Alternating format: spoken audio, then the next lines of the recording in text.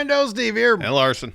And we're a little late on this, which is not usually our thing. Usually we're the freshest when it comes to our content, Larson. But like this hot cup of coffee I got right here.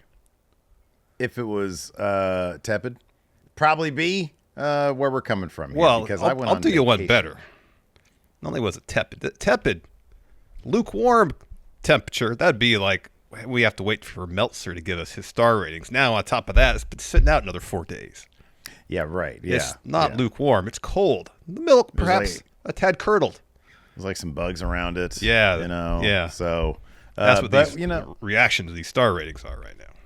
We're nothing if not completionists, which actually isn't true. But we did want to put some extra content on here. So we're going to give you our reactions to Dave Meltzer's star ratings for Clash at the Castle 2024. Larson, you're in the hot seat this time. What a great reaction face that was. Ooh. That's your reaction to me, hot seat. Here, I'll move my mic to use that for the thumbnail. There you go. Like Mick Jagger during Start Me Up. During Start Me Up. Anyways, let's go ahead and dive into it. I've got the Wrestling Observer newsletter right in front of us because, like it or not, Dave Meltzer's a relevant voice in pro wrestling, Larson. Everybody talks about his star ratings. Maybe one day they'll talk about ours in the same manner. Aggressive manner, yeah. All right, so as you guys remember, Clash at the Castle kicked off with Cody Rhodes versus AJ Styles in an I Quit match that went 27 minutes and 46 seconds. I don't remember it being that long, but it's a long match. So. It is. All right, here we go. Immediately, those other guys help you, Larson, by starting his review by saying this. This match was excellent, but there were a lot of qualms to it. Fans were loudly singing Rhodes' song. When the referee was saying instructions, he said there were no submissions and no pins. I Quit, in fact, is the very definition of submitting. Rhodes pulled out a table just 2 minutes and 25 seconds in. They fought in the crowd, in the hallway, and backstage. Rhodes put on the figure 4. They noted that there were no rope breaks in this match. Styles made the ropes, and Rhodes broke the hold. Styles did a Death Valley bomb and a brain buster on the table. Styles started yelling at Michelle, Cody's mother, who was at ringside. Rhodes bladed. As we were told, there is no longer a blood ban, but it's supposed to be kept special. Styles tried a Styles clash on the ring steps, but Rhodes backdropped out of it and Styles flew to the floor. Styles put a chain around Rhodes' neck and Pillmanized the neck. That used to be an injury and out for months type of spot. How the industry has changed. Where's the qualms? I want to hear the qualms. I'm just reading this shit. Ugh. Rhodes ended up coming back a few minutes later. Styles, maybe that was a qualm. That could be. Styles then looked like he was going to choke Rhodes with the belt, but instead put the belt around the forehead like a headband. I have no idea what that was supposed to do. Qualm number 2, perhaps. Styles then used a crossface and Rhodes went out. So he's unconscious, but the match isn't over because Rhodes never said he quit. Going unconscious not being a finish of a match is ridiculous. So since he was out, Styles had to pour water over Rhodes' head to revive him. Styles then brought in handcuffs. It sounds like a qualm to me. It does sound like a qualm. Styles then brought in handcuffs and handcuffed Rhodes' hands behind his back. Styles went back to destroying him with kendo stick shots. Styles went back to taunting Michelle, who slapped him twice. Styles used 2 chair shots to the back and put a chain around his arm. He was about to do the phenomenal forearm with the chain, but he was standing on the top rope. Rhodes threw a chair at his face, and Styles took the bump backwards out of the ring and through the table. Rhodes then got the key to the handcuffs and unlocked himself. Rhodes hit Styles with the handcuffs, and Styles was bleeding. Rhodes used a Cody cutter, 2 crossroads, and a third on the chair. Rhodes then got the handcuffs and handcuffed Styles to the ropes. Rhodes used 8 chair shots all over the body, with big ones to the knee. Styles teased quitting, but didn't. Rhodes then grabbed the ring steps and threw them in the ring. He was about to hit Styles with them when Styles said he quit. Rhodes then looked at his mother, who Styles had taunted, and then hit Styles with the steps anyway. What star rating did Dave Meltzer give this match?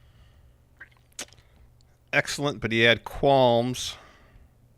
I feel like excellent's like 4.5 star territory. Not quite 5. How many qualms were there? I counted at least, I think, 3. 3. None of them seem major, with maybe the exception of the chain thing. Mm-hmm. The Pillman thing. Mm-hmm. Pillmanized. I gave it 3 3/4. You know what you gave this one? Yeah, I gave it 4 1/4. I want to say either 4 1/4 or 4 1/2. Let's go 4 stars.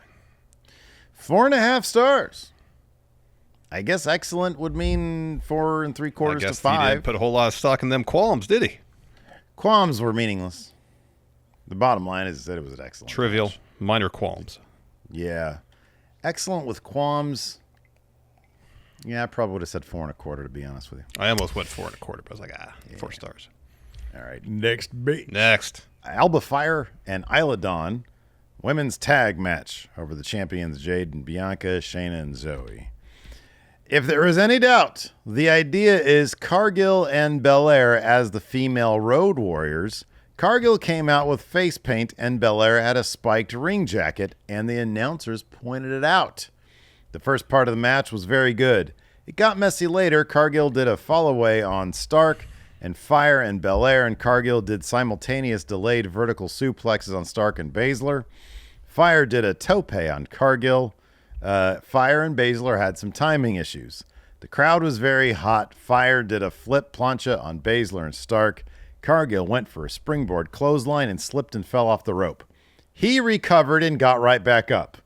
Baszler ended up with a choke on Cargill, who tapped, except the referee didn't see it. She kept it on, and Cargill did mini taps right in front of the ref, but I guess those weren't supposed to be taps. Baszler went to pin Cargill, and Belair did a 450 landing with double knees to the back of Baszler. There are a lot of timing issues here. It ended when Cargill and Belair did a shoto on Baszler, and then Cargill followed with a wheelbarrow German suplex on Baszler. Dawn then used a German suplex on Cargill and pinned Baszler to take the titles. So they got the titles off Cargill and Belair without beating either of them. Fire broke down crying after the match, and the announcers noted a family tragedy but didn't go into more detail. What match rating did Dave Meltzer give match? Wow, that's not a lot to work on there. So it was good to start. Timing issues. First part of the match was very good. It Very got good. messy later. I'll say he gave it 2 3/4. Wow, good job. Is that it? Well done. Yeah, the 2 3/4. Yeah, well done. I almost Good went job. 3, and I said Ooh. no. Timing issues. Timing issues. Timing issues. Very good. On the board. This is because, dude, come on. You guys got to appreciate this is a 5-match card. Everyone And it's counts. WWE stuff, so who fucking knows? Every match is important to get it right.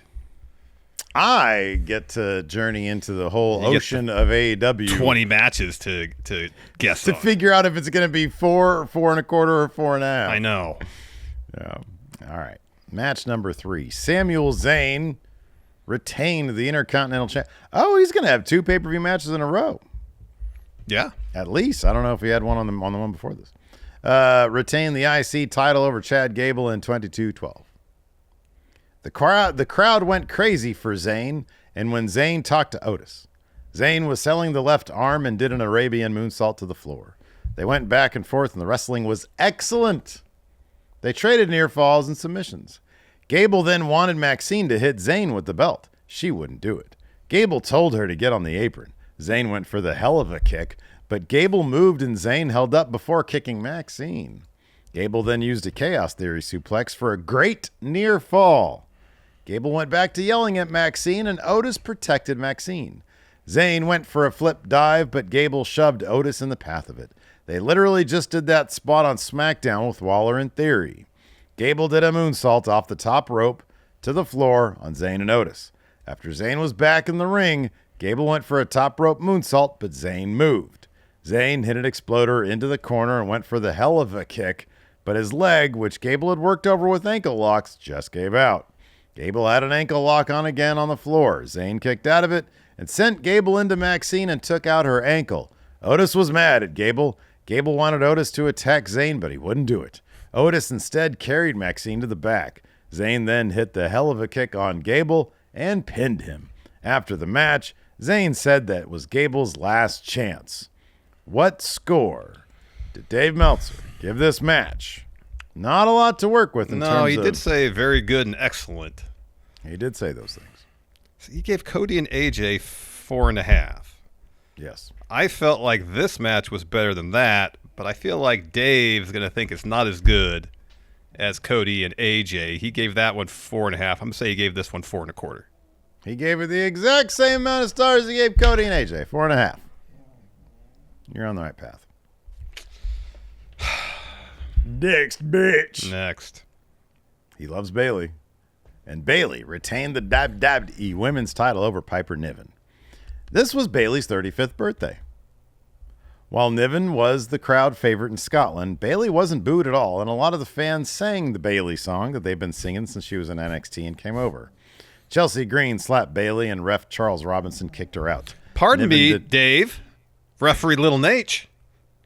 Little Nate. Niven did a cannonball off the apron and a senton. Bayley used a tope, but Niven drove her into the apron. Bayley hit the Randy Savage elbow for a near fall. Bayley then did a belly-to-belly off... Whoa, belly-to-belly. It's a belly-to-belly off the middle rope. Got that right. Green came back out wearing a mask. Robinson then said he knew who she was. Well, thank God for that. But he missed the pin, and he didn't kick her out. The snark. I'm about to talk about some glicks here. Bayley threw Green into the barricade, and Niven used a Michinoku driver for a near fall. Niven went for a Vader splash, and Bayley got her knees up. Niven hit a sidewalk slam on the floor, a senton in the ring, but Bayley used a crucifix bomb for the pin. Meltzer confirms it was a crucifix bomb, not a roll-up. Wow, not a lot to work with there. Not a lot to work with. What star rating? He likes Bayley. He loves Bayley. This was a really good match. I'll say he went 4 stars. 3.5. That's it? That's it. Wow. Didn't give you a lot to work with. No, not a lot to work with there. All right. Well, you're already on the board. I know, but 1 for 5 still ain't that good. All right. Well, let's try to go 2 for 5. Let's do 2 for 5. Yeah, one last chance here. And it is Damian Priest in the main event. Pinned Drew McIntyre to retain the world title in 20 minutes and 16 seconds. McIntyre came out with a marching band playing Scotland the Brave. Judgment Day was banned from ringside. McIntyre got the biggest reaction on the show, as expected. He did a flip dive at like a legit 266 pounds to open the match. Priest drove him into the post and threw him into the prime hydration station. Logan Paul's company got their money's worth of airtime. Priest went for a flip 5. I think he means flip dive. A flip 5 from the mat to the middle rope, but in going over, caught his ankle and ended up trapped with the ropes around it. That looked so bad. The ref tried like crazy to get him out and couldn't. At first, McIntyre attacked him because anything else would look stupid. Then he realized the guy was stuck, so McIntyre stopped and helped referee Eddie Orengo get him loose. McIntyre on the spot said he had to get him free to pin him, saying that was great under pressure because otherwise what he did would have come off badly. McIntyre hit the Future Shock DDT for a near fall. Priest was limping badly the rest of the match. Priest hit a Razor's Edge for a near fall. Then they did a Fire Takayama spot. They were on the floor and McIntyre hit a Claymore kick through the barricade. Back in the ring, Priest hit South of Heaven chokeslam for a near fall. Priest did a Frankensteiner off the top rope, but McIntyre hit the Claymore kick and the ref took a small bump. Then Priest threw McIntyre into a Rango. McIntyre went for a Claymore kick, but Priest powerbombed him. McIntyre hit the Claymore kick.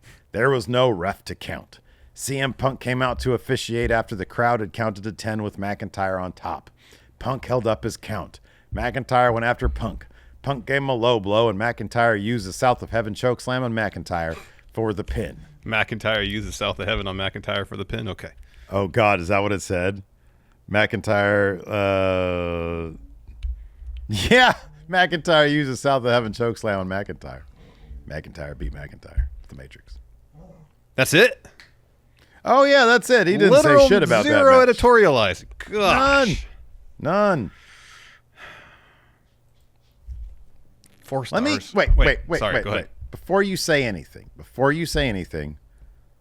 I'll throw you a bone here. I'm just trying to see if there's any editorializing in the write-up here. Yes, all right. Dare. Let's see here. Okay. Having McIntyre. Oh, here we go.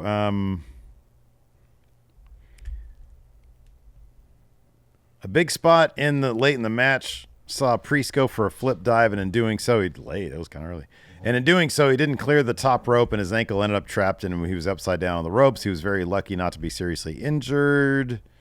The ref couldn't free him, so McIntyre had to, although McIntyre explained that he had to pin him to win the title run. He says the same exact thing in the actual write-up. I know. Yeah, no, there's no editorializing here either.